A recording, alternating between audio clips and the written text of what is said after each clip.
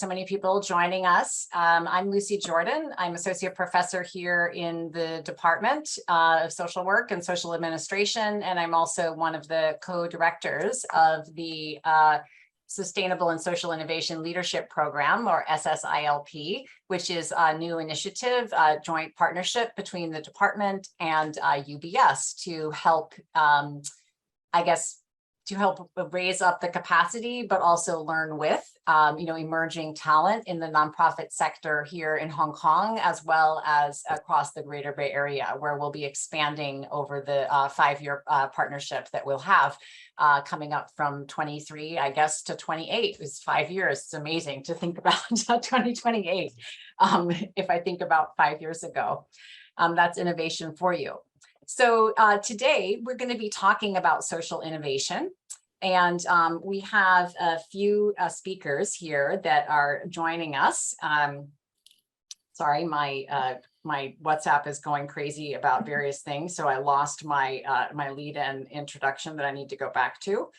I guess I can just ad lib. Okay, so we've got Albert Ko, who joins us from Lingnan University, but Albert also has his fingers and his toes in many other things, and his mind, which I think he'll probably share about a whole scope of them in regards to how he kind of fits into the social innovation space, his vision, and also how it relates to engagement and partnership with the nonprofit sector. And then we also have Christine Fung, who is joining us from Inspiring Hong Kong Sports Foundation. And I actually am just meeting Christine for the first time, so I'm really excited to learn a lot more about her background and her vision, experience, and lessons in regards to social innovation. So the way we're going to run today's session is we're going to kick off with hearing from our speakers. And I've given them the instructions to have about 15 minutes each, and also let them know that if it goes much past that, I'll give them a gentle reminder, just so that we can make sure we have time, for discussion and questions after the sharing. And then once we get into the last 15 minutes or so of the share, I'm going to pass over to Professor Amy Chow, who is the head of the department and one of the other co-directors of the SSILP program. And she will facilitate the remaining section of question and answer, and also the wrap up of the dialogue today. So I think without further ado, I would love to pass it over to, we decided we were going to go alphabetically. So we're going to start with Christine Fung. So I'm going to stop my share and allow Christine to take the floor. Yeah, excellent. Please. And Christine, would you like any time reminders, or how would you like me to give you maybe a 13-minute, like when you're kind of close to? Yeah, definitely. Okay. I think that'd be great, because I have prepared around 20 slides, so okay. I'm timing myself. So hi, excellent, everybody. It's amazing to see some familiar faces. I've been seeing my NGO LP mentor, Tom, he's in the house, and also Clive, thank you for the kind words. So I'm Christine. Just let me know if like the Wi-Fi goes a little bit funny. I have been a very active person, and I actually love sports. I've been growing up as a very active person all along. A little background about myself. I'm not just going to go through all the details in here, but prior to Inspiring Hong Kong Sports Foundation, I was actually in Nike for 6 years, and I have been working in Inspiring Hong Kong for close to 4 years right now. So as we talk about innovation, what I thought would be funny is to let you know what I felt about innovation, what it means to me. So this was my previous job. Where I left off, I was in Nike Shanghai, and they have the Nike House of Innovation. It was more like the place where we had to work. A lot of time in my life, when it comes to a commercial setting, or to my understanding what innovation meant to me, it was like this Back to the Future Nike shoe, all about like breaking grounds and being in a new space. Not until I landed on Inspiring Hong Kong 4 years ago, and there was the reason where I still wanted to be related to sports. And at the same time, I have two brothers with special education needs. So I started to probe deeper into the meaning of sports, what sports can do. We are a relatively young charity. We founded in 2012. We have a young team of 20 people. And our mission is basically to serve the underprivileged youth from 5 to 17, providing them with equal learning opportunities and also level the playing field. So that was the reason why I joined the company. And I would just love to start by saying the charity itself is already an innovative setting, because we are a handful of sports charity or sports organization in Hong Kong where we focus mostly on sports charity. It's a relatively new idea because there are a lot of charities or organizations doing sports or using sport as a tool, but not just primarily focus on it. So I've quoted a few of the Hong Kong government's focuses on sports. So they wanted to build community, polka fa in Chinese, wanted to make elite sports an elite thing. So singing fa, which was perfectly shown in the Olympic results the last year, making major events out of it, sing si fa, so the major M mark. Recent years, we also talk about industrialization of sports, making sports an industry. But what haven't been talked most, or what not haven't been talked enough, is to have charity out of sports as well. So so it's something that we thrive to advocate. It's an idea provided by the United Nations. So it's like a declaration or the agenda till 2030 to make it a tool for development and peace and empowering youth through that. So sports, as we talk about it, we always talk about having elite athletes winning the gold medal Olympic Games. But actually, the idea of sports for development is a relatively new idea in Hong Kong.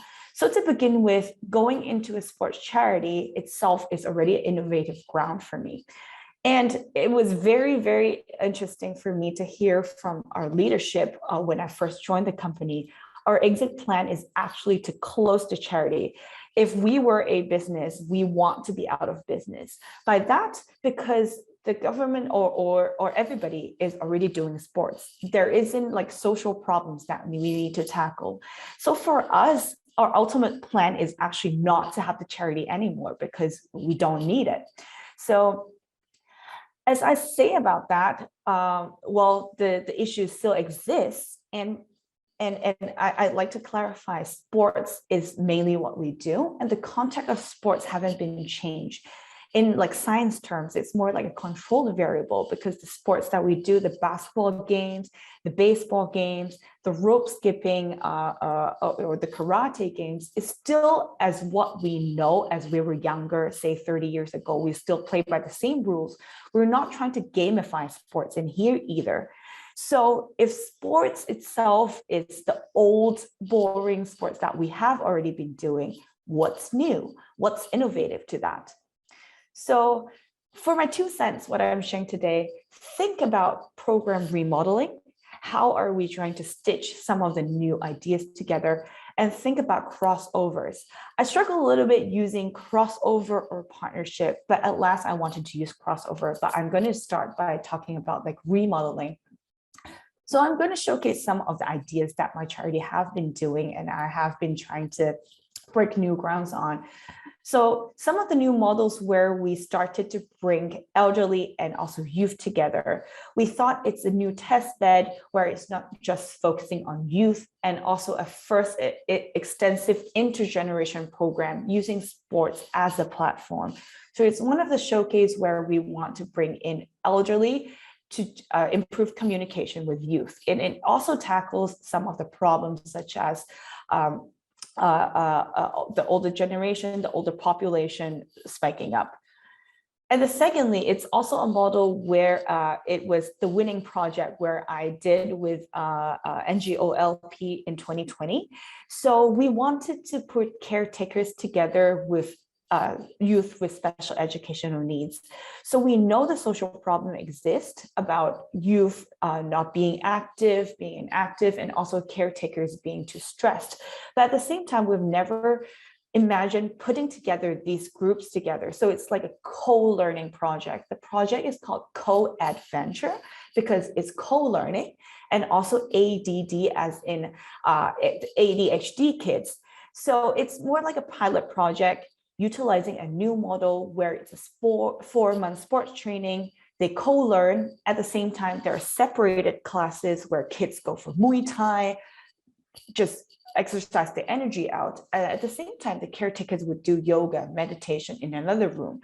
There are also settings where both of them come together, learn a new sport such as hockey, and then they also get take-home exercises so as to develop a long-term sports training habit together and also bond together. So it's a new model that we haven't been doing. And as I joined the team, we started thinking out of the box. And another project that I'd like to highlight is the Well Done Public Estate Basketball League, which is the 4th year that we're doing it. We're also taking a new sponsoring model. So like the NBA teams, actually each sponsor is going to sponsor one basketball team. So as we expand to our 4th year this year, we have close to 40 teams.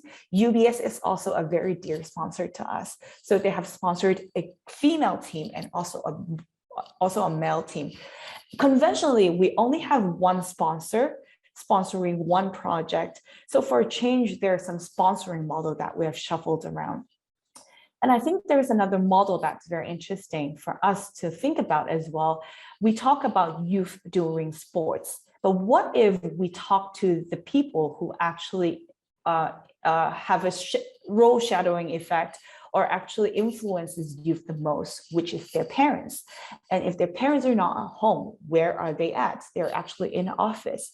So we'll build this, it's called sports hour company scheme to recognize some of the employees who have been trying to encourage their employers to encourage their employees to do sports. And we call it sports hour because every day we have happy hour. 60 minutes of medium to high intensity sports it's required from the WHO for kids from 5 to 17. And if they're not able to do it, 95% of youth, we've done a research with Hong Kong U before, they're not able to achieve that. What's the reason? As parents, we might have to ask ourselves, are we not doing enough sports every single day? And because we do happy hour daily, can't we do sports hour daily as well? So we have been rallying in the commercial field, within SMEs, within big and small companies, if they can do sports every day, or also advocate that to their employees as well. So Adidas, Town Gas, Blue Cross, Lane 8 has also hopped on the wagon and started doing sports hour companies and doing events such as UBS. I've been lining up this Fitness Friday initiative every Friday. We started off once per month, and now they want it every single Friday. That also aligns with the government vision on, how they can wear casual wear on Fridays now. I was just telling Cindy, hey, we had that idea way before the government on actually asking people to come out and do sports every Friday. So after remodeling, shuffling stuff, since sport itself, it's the old sport, we can also remodel. But at the same time, we think about crossover sectors, sports, crossover art, culture. We have done an exhibition at a bouldering studio where we attract girls to come look at art. At the same time, they want to learn bouldering. We also crossed over with one of a very outstanding oil painting artist doing a art piece for NBA kids versus estate kids. We had that exhibited out in Litong Avenue in Wan Chai. And at the same time, we think about sports and tech, because at the fingertips, everybody wants a candid photo on their phones right now. So we partnered with Canon. We've got sponsored from HKU-UBS Foundation, also a project lined up by HKCSS. We want to make sure that we're hopping on trends, what's actually attractive for youth as well.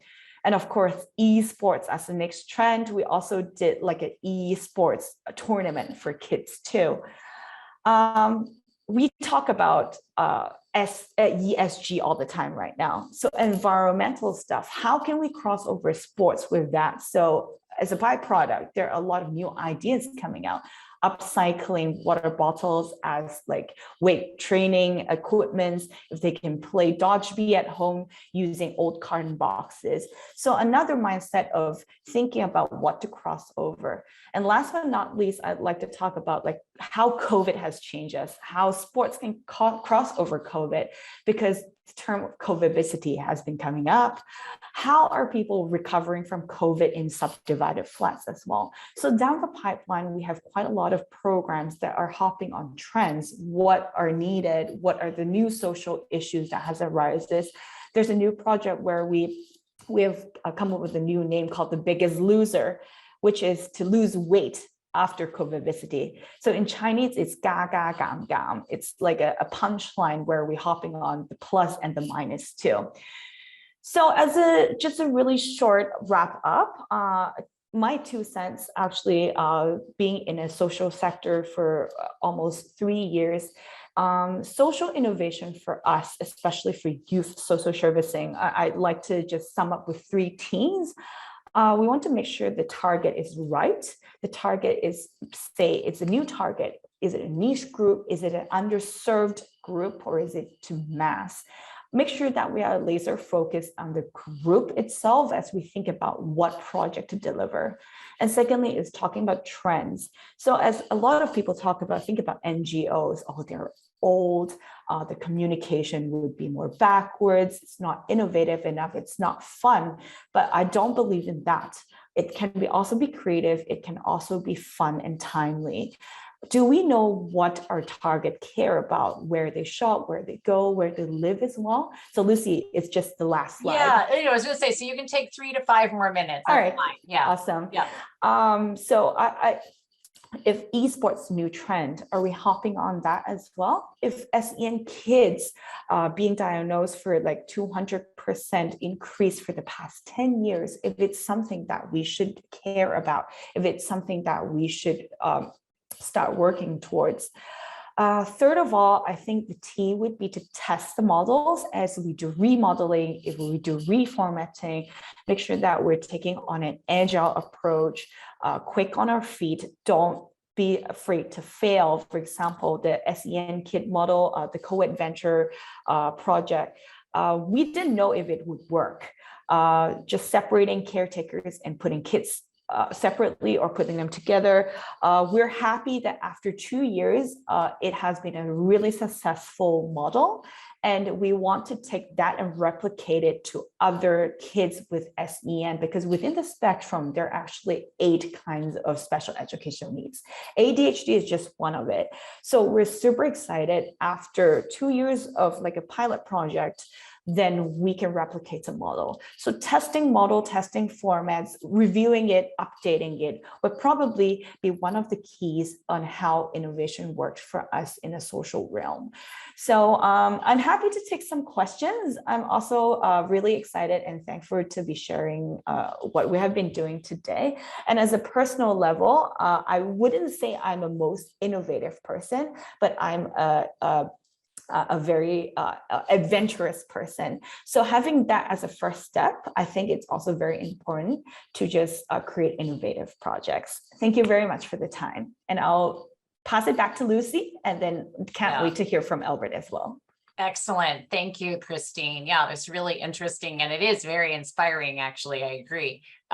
So I see there's already a question in there, but I think let's go on to our second panel speaker, and then we can, kind of come back to having a sort of just, because I think a lot of the questions may, may be cross relevant. So it'd be interesting to do that. So Albert, let's go to you now, and I'll give you as well, that 13 minutes, so you have about 3 to 5 more minutes. Okay. Okay, thank you. Thanks. Great. Thank you so much. All right, I'm going to time myself as well. Okay. Because I teach for a living, so I can basically talk forever too. I understand. Yeah. Okay, I'm just going to give my share my take of innovation. Disclaimer first, my training has always been in engineering and I love technology. My PhD was in AI before deep learning was available. So you know roughly when that was. And so my project was in a search and rescue robot, but I also spent a lot of time working with disaster relief organization. This was me when I was much younger in Sudan, working in one of the war zones. And so with that said, I'm always excited about innovation in technology. The short definition of innovation is new way, new service, new product that would improve efficiency, improve quality, improve or cost saving, right? So it's all this. And things like this, I'm always excited about them. And then phones, we always have the difficulty of choosing the best phone or the best soundbar, the best whatever kind of tech gadget. But then these are all innovation by standard. They are all innovations. But the way I look at innovation is what is most important for us to spend our innovation power, because everywhere in the world, the Greater Bay Area in China, the Bay Area in the US, everywhere you talk to innovators or those startups, the one main problem is money is actually the second problem. The first problem is always they don't have enough people. They don't have enough innovator. But the problem is we spend so much amount of time to innovate for the wealthiest people on earth. 2017, this was, we see this data. Assuming the entire world is a village of 100 people, and there are exactly $100 among all the people. One of the person actually owns $45. And then the bottom, and then $1 is being shared by 55 people in this village. So this is the reality now. So if we go back and look at all this innovation, who are they for? Who can really benefit from it? So my take is, as the title of my sharing is humanitarian innovation. We want to look back into what we already have. Not to propose another research proposal and say, oh, if we get this, understand this, learn this, we can benefit them. Not to do that, but we're going to look back into all the technology and tools that we already have in our hand, especially what we call mature technology. Mature technology is not the cheapest, it's not the easiest, but it's technology that are already available, can easily be found. And a lot of people know how to use it, and that is the kind of mature technology. So in certain sense, deep learning is kind of a mature technology as well in terms of application. So Hong Kong is famous for this, right? I mean, apart from all those fishball, yudan, and dim sum, we are famous for subdivided unit. Our flats are small enough, and then we divide them into even smaller flats. Some of them, they don't even have a window, and we install a toilet into the kitchen so that they can cook and do their major at the same time. So we look back at what kind of technology can we use to help to improve the living condition of this group of people. So we look at air conditioning is one of the problems. So this was back in 2018. We start to design very small, low-cost air purifier for subdivided units. And the truth is, you can spend $6,000 or $10,000 to buy a piece of good quality Japanese-made air purifier. But if you break it down, all you need in an air purifier is a good set of filter, a quality set of filter and a quality set of fan. And what you see in front of you is what we built from scratch, and it costs something like $40. So it can be double as an air purifier, and you can also put on your desktop in subdivided unit as a fan. So we are producing this and distributing them to families in Sam Shui Po. And we also look into, during the worst time of COVID, we know a lot of the subdivided units, they want to have a way to disinfect their places. And of course, chlorine and bleach, they're very effective. And of course, there are lots of chemicals as well, but chemical can cause different kind of problems. Sometimes simply the kids just don't like the smell of it. And so we look at other solutions, and then we find out in laboratories, in operation theaters, there are all this UVC light. UVC lights are actually very effective against viruses. That is why they're being used in operation theater. They disinfect the whole place before surgeries take place. So what we try to do is to turn all this expensive equipment, find a cheaper way to build it. And then we find out it's all branding and safety measures, but without that, all you need is actually the UVC tube itself, and a lot of the parts you can get from local store. And then we build this for something like $300 per piece. And then we use them, bring them to subdivided units and help them to disinfect the entire place in less than 20 minutes. And it's all physical, so there's no residual, there's no smell, there's no chemical. As soon as you turn on the light, it disinfects. Turn off the light, there's nothing left behind. And other projects is like, I'm timing myself. This is another project. It's a transparent mask project. People usually when we talk about it, people will start to laugh because they think of the transparent mask that they have on TVB and so on, that has basically is a transparent shield that doesn't have a filter. So what we designed is a transparent mask with a filter underneath it. So it will protect the person and at the same time can show the face of the person. This is not for the sake of beauty. This is more for, there are a lot of invisible people with disability around us, like people, deaf people, they're around us.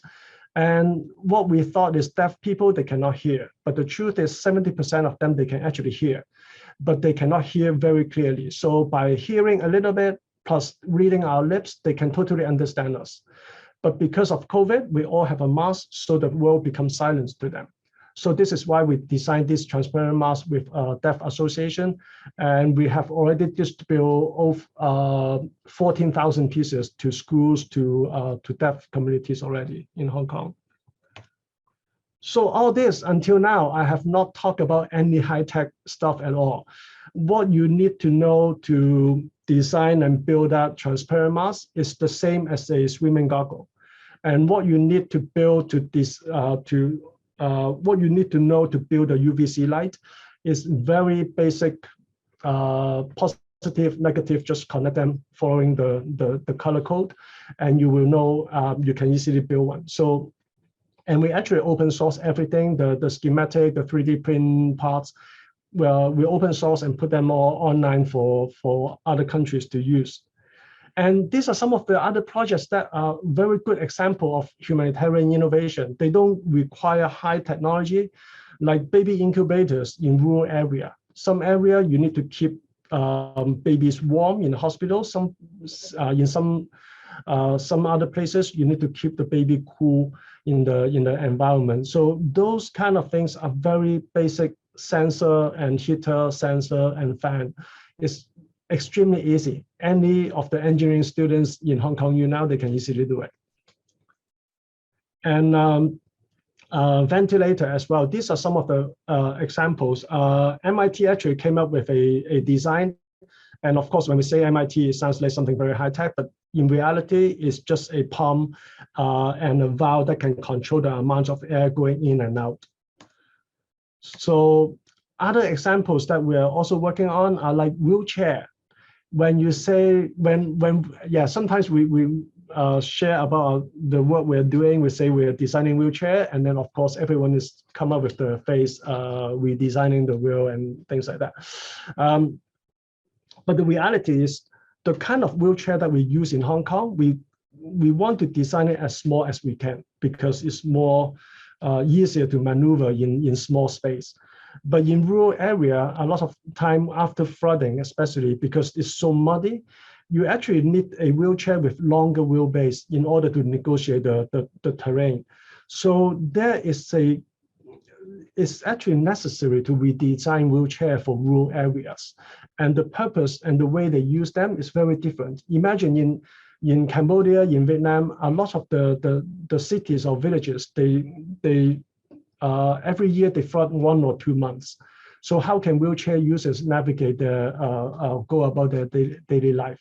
So wheelchair redesign is actually important for rural areas.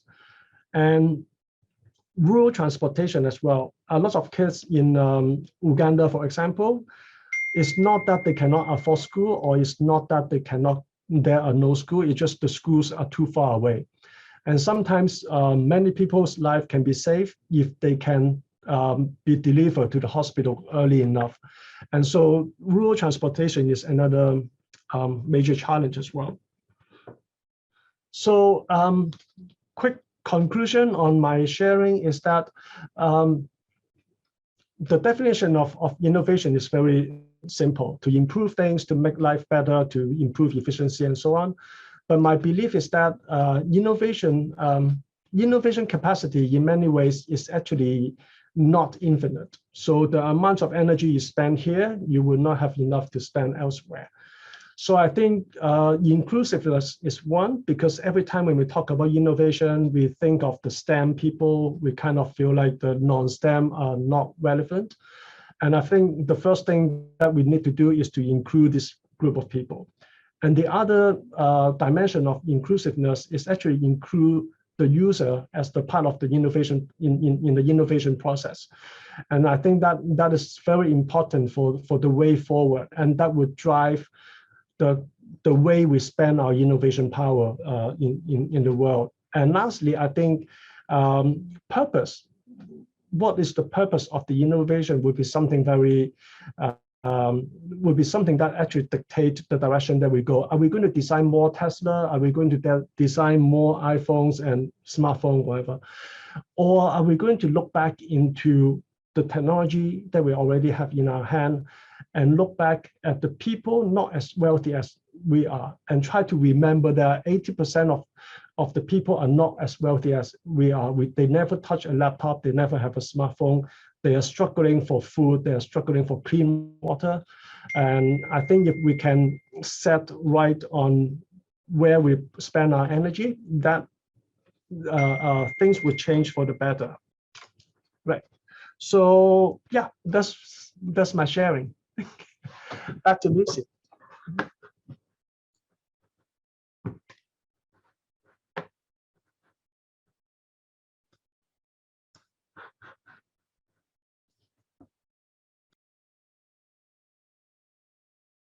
Okay, sorry, my mouse was stuck. I was like, technology.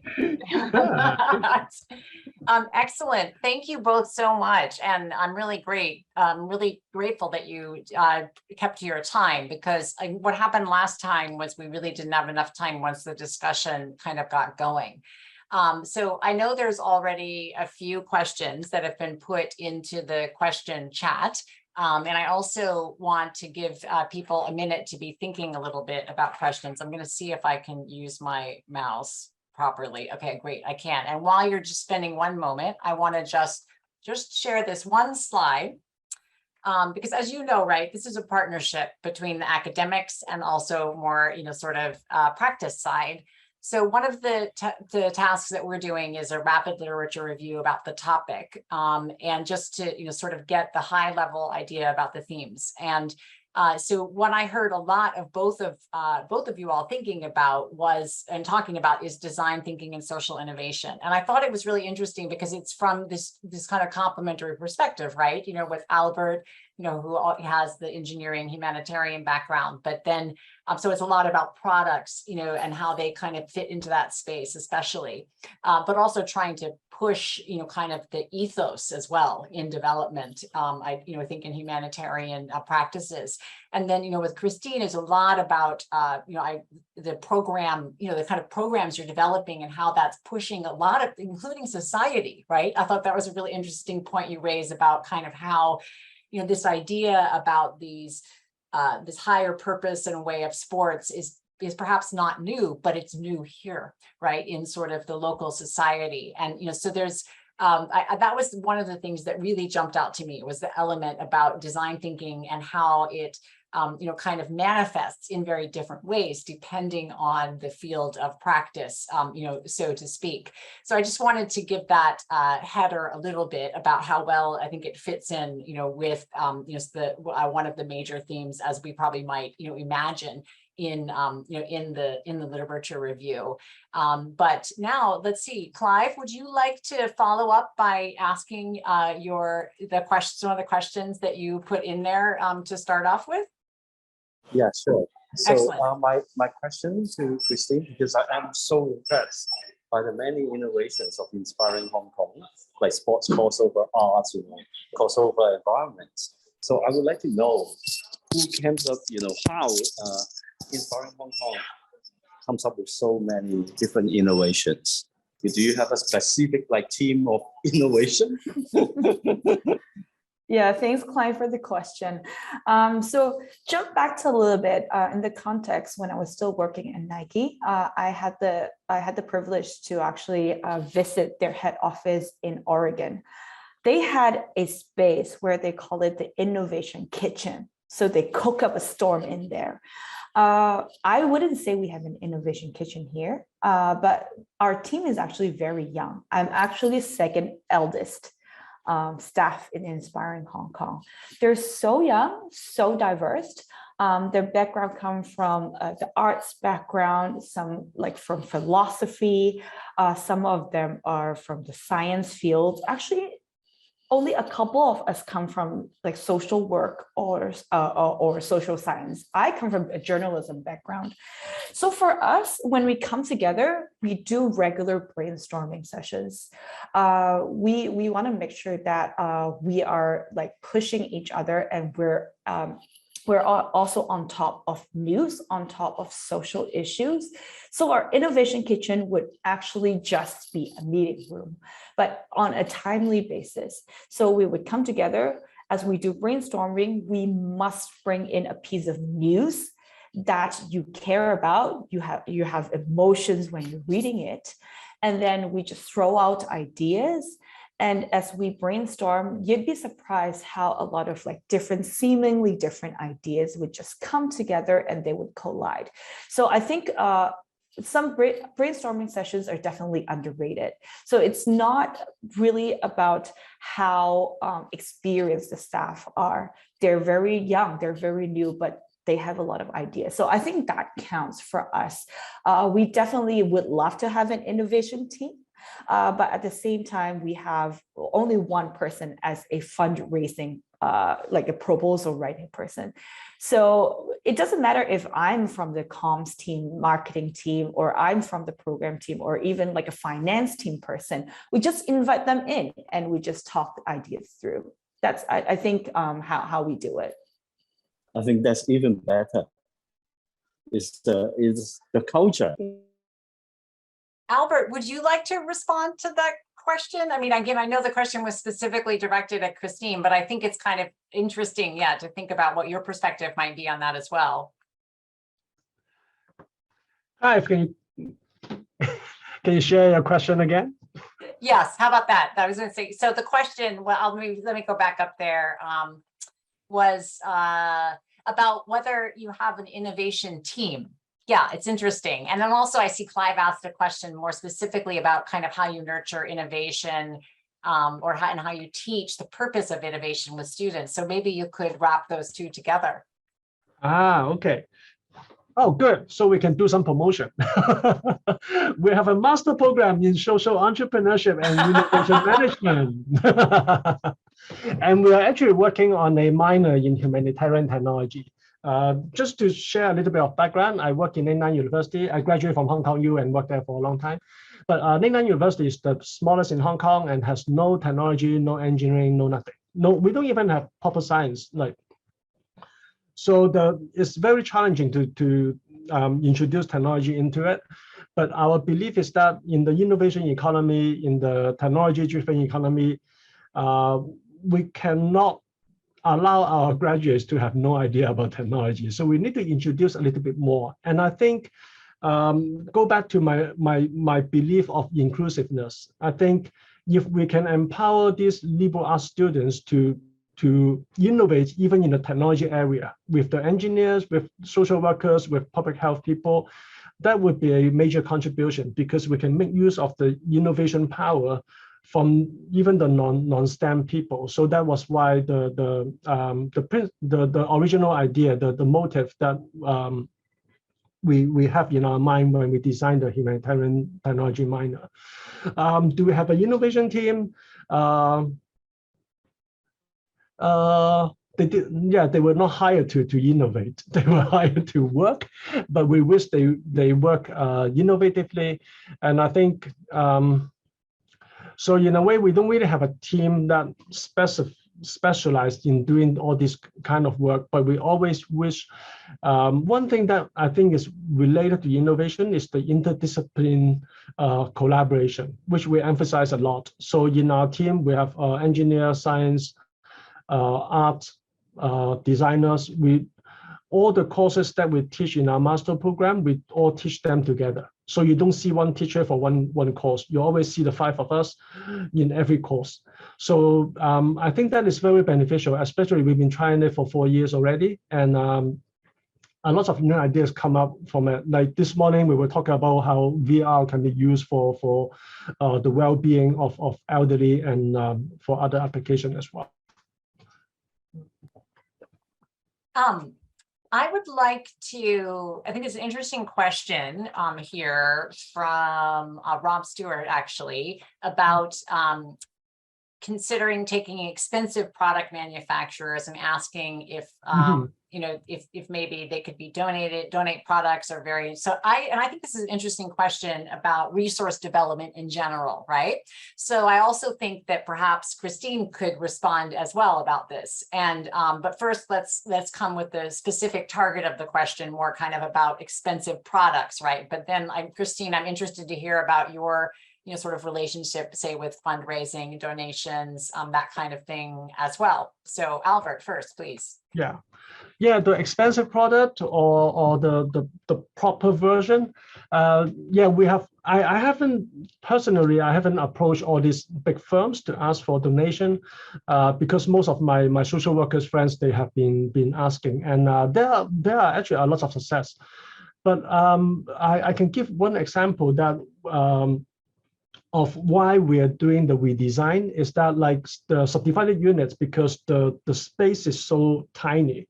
So the kind of the proper size expensive unit that are designed for larger flats cannot be used in subdivided units, because you can imagine in subdivided units, you don't have empty walls. Because there are already shelves, there are already beds and everything all around the wall. So there's not much space to put a proper size air purifier in the middle of the room.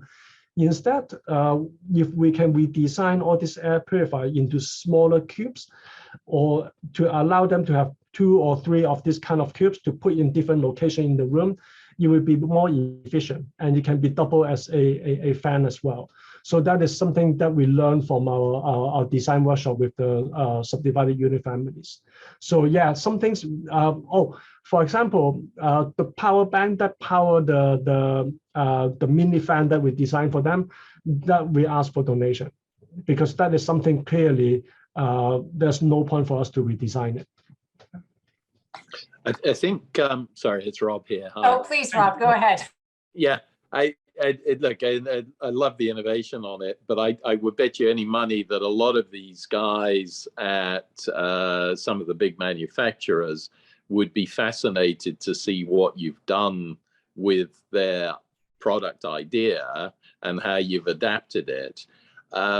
But 2 things on it. Almost every one of them will have a fund to support NGOs, charity, but they may also get some innovation ideas on the smaller scale product using what you've done. So it could be a 2-way street for them. I think a lot of this, and it comes back to that whole idea, Lucy, on, you know, how perhaps the corporates can facilitate those sort of meetings with the right people, in that, you know, the product manufacturers are getting hundreds of ad hoc calls from friends and friends of, but Right. maybe if it was a little bit more systematic, it could actually lead to some really good things with this sort of idea. Right, right. No, exactly. I mean, and I think, right, that's one of the, I would say, real benefits of, of the SSILP partnership itself. But then I think also, this like that is represented today, with the speakers kind of having these different backgrounds. You saw my my comment with my laughing face, Albert, about proper science, right? But again, I mean, I'm biased towards social sciences, but would argue, right? It's like, you don't want to have just the proper science, right? Without, the social aspect as well. And, it's this whole, kind of ecosystem, I think, that can really power change, in innovation when there's, because I think a lot of the creative synergy occurs when there is a mixing of diversity and, the background rather than a singular view. I want to come back to Christine just a bit to reflect a bit about the fundraising thing. And then also briefly, I want to say, I'm going to have to bow out because I need to go teach first-year undergraduates Introduction to Social Policy and Social Development. So Professor Chow is going to wrap up the rest of today's session. And I really look forward to seeing everybody next month. And thank you so much, everyone, for being here. So Christine, over to you. Yeah. So, I mean, it's very interesting that Rob has brought up this idea of, say, fundraising, development, or actually developing product. For us, we don't do it often. Well, given the idea is that if we're doing sports, we don't need to develop a new basketball. We don't need a new table tennis racket. But there are instances where we have thought about it. And there is one recent project that I'd love to share. So when we were talking about like asking people to move together, there was one project we wanted to ask the residents in Tuen Mun to play table tennis together. We have thought about how to track them if they have been using the racket or doing table tennis. We have thought about, like, should we write to some of the factories in China? Should we co-work with partners? I think partner is the key here for us NGOs, where if we don't have a lot of budgets, but at the same time want to make it work. So recently we had a project, as I've talked about, like co-vivacity and also the subdivided flats. We have also saw the needs of like really, really small spaces, wanting to do sports, but at the same time, their kids need some posture correction if they are still like bowing down and having a hunchback, working on a really small table on their bed, etc. So we had this idea of designing furniture for kids at home so they can correct their posture, at the same time a little bit more like a transformer equipment where they can do sports on it, maybe do a little of like a balance training, but at the same time it acts as like a feet holder where their feet don't dangle. So like this multi-purpose uses ideas, we actually have partnered with PolyU Design School. So I think some of the resources, it really depends on how you research and approach some of these design schools, or actually some of the companies who are in it together in designing better products for the society as well. So PolyU worked with us as a project designer, and at the same time, they helped us to produce all of these items free of cost. So I think, again, I talked about crossovers. Sometimes we talk about partnerships. I think for NGOs, we love partnerships. We always want to reach out for resources, but at the same time, make sure it's like a win-win partnership too. So I'd like to just say, sometimes going for like manufacturers might be a way, but at the same time, there are also like-minded people around in the market where they would value the idea as much as you do. So it's just in terms of how much of the extra mile you're willing to do. Say the pitching is going to be important. And also, maybe after COVID, some of the in-kind donations make it even more challenging. So maybe you have to talk to 10 of them or 15 of them to get one that's actually interested in developing that with you together. That's just some of my views on how sports and also sports equipment come together as like an actual product innovation.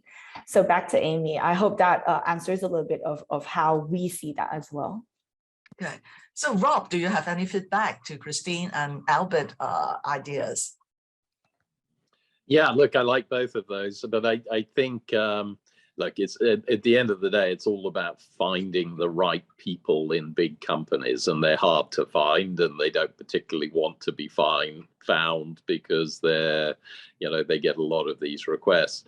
I just think where they're, you know, there's two sort of things from the corporate side. One, when you have really good ideas, and Albert, I think some of those, you know, that you'd almost put it on the mini product side for a manufacturer, a whole suite of products that could be produced for specific locales. But it's finding a route that doesn't have, you know, 100 different people going in and asking the question of the same person, because they get zoned out on it, and they're as likely to miss the good product just because they're seeing so much rubbish.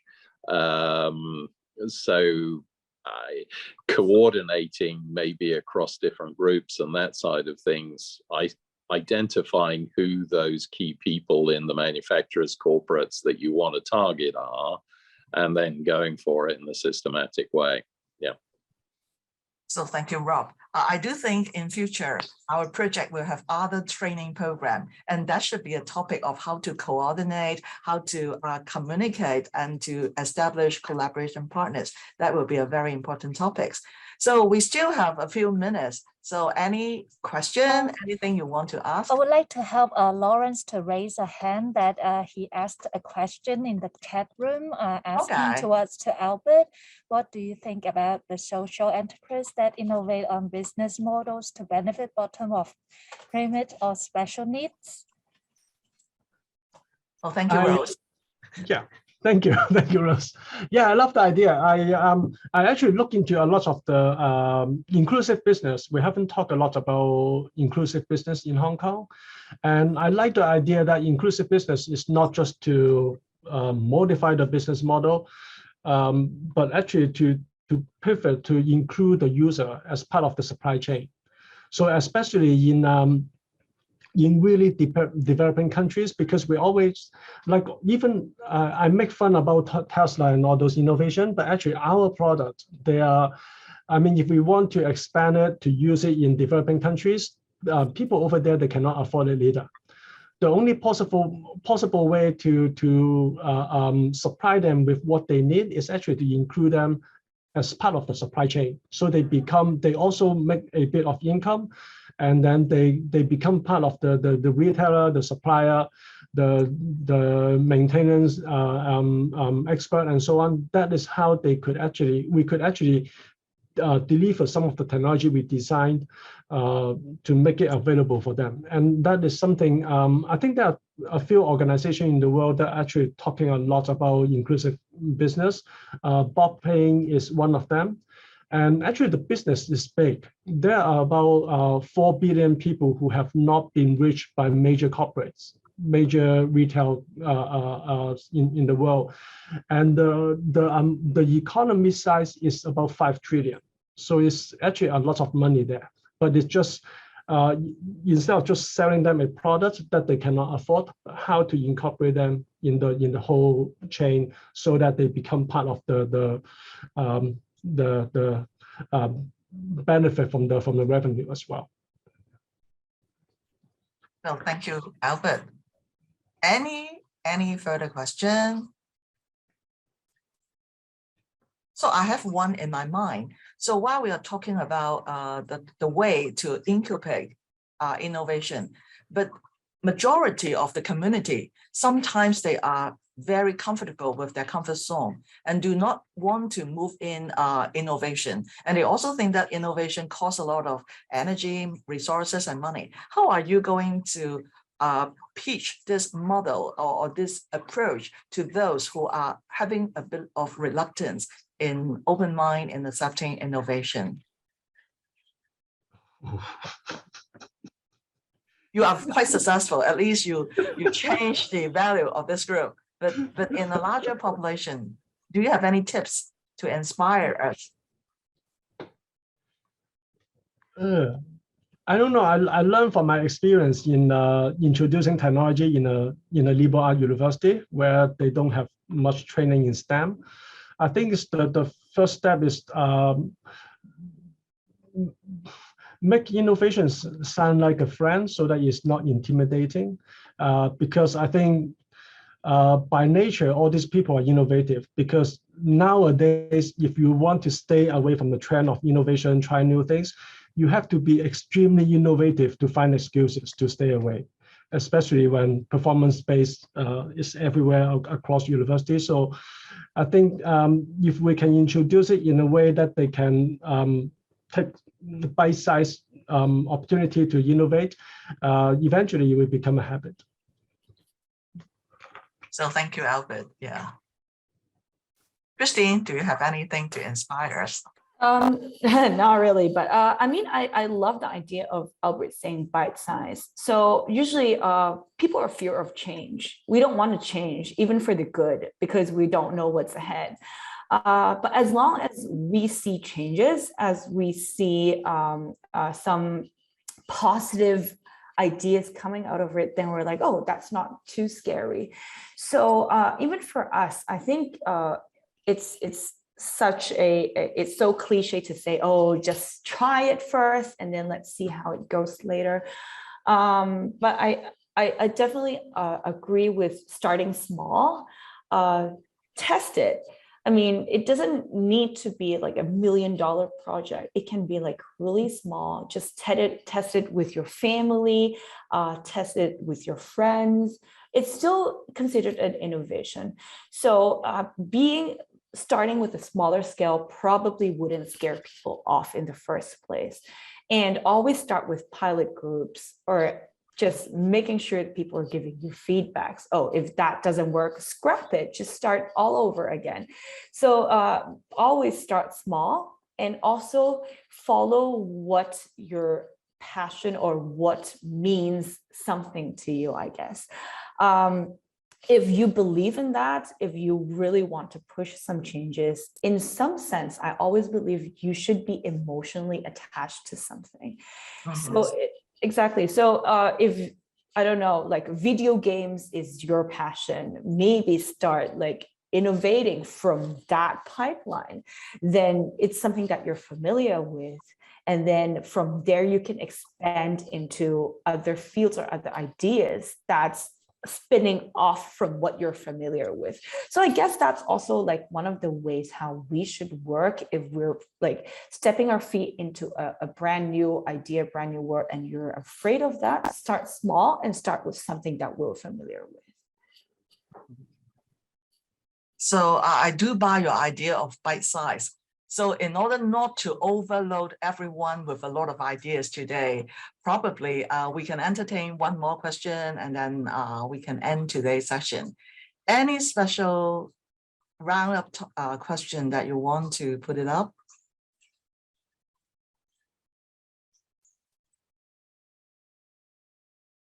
Apparently you are satisfied.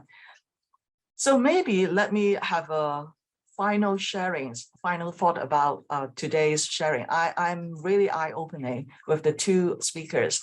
I do think that crossover is important. So that's why Hong Kong U and UBS, two very different organizations, crossover and have this project. And this, to me, I do think is an innovation as well.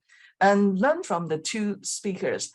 I think one key point is everyone can be an innovator, you can work on something you are expert in, like Christine, she is very familiarized with sports, and Albert is very familiarized with technology, engineering, and then they start to think how they can interact with different sector and to move on. And most important of all, Christine and Albert highlight one thing, is the purpose, is the meaning, is the emotional attachment that makes our innovation meaningful. And we need to do something to improve the quality of life, improve the efficiency and effectiveness. Now, so without delaying, I would like to ask all of you to do one homework or one immediate classwork, is to think about post-COVID. Everyone is saying that 3 years is a cycle of the pandemic. So what are the needs of the society in the post-pandemic? Can you give one idea of what will you like to innovate at to help the society in the post-pandemic situation? You can type it in the chat box, or you can say something out. And we really hope that we are not only working on something intellectually, but we also hope that our ideas can be ripple out into meaningful action. Oh, I already see someone. Cliff already writing something on resilience and healing. Good. So any other thoughts, any other things that you want to do in this post-pandemic era? Albert, you turn off your milk. That means you are ready to say something. I only forgot to turn it off. It's always in my mind, but I don't have anything particular at this time.